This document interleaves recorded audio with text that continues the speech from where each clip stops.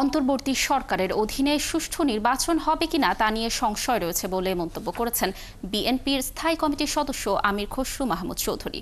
রবিবার দুপুরে চট্টগ্রামের মেহেদীবাগস্থ নিজস্ব বাসভবনে দলীয় নেতাকর্মীদের সাথে মতবিনিময়কালে আমির খসরু এ মন্তব্য করেন।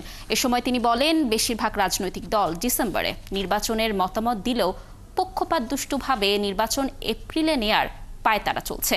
এটা গণতন্ত্র পরিবেশের জন্য গভীর সংকট তৈরি করবে। আমির খসরু বলেন, ইতোমধ্যে সংস্কার প্রক্রিয়া অনেক দূর এগিয়েছে। ফ্যাসিস্ট সরকারের বিচার কার্য শুরু হয়েছে।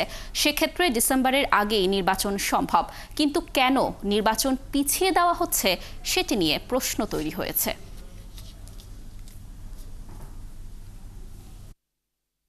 অক্টোবর নভেম্বরে নির্বাচন করা সম্ভব, তারপরও কেন নিয়ে যাওয়া হচ্ছে এটা নিয়ে তো এখন একটা বিভিন্ন সন্দেহের উদ্রেক ঘটছে।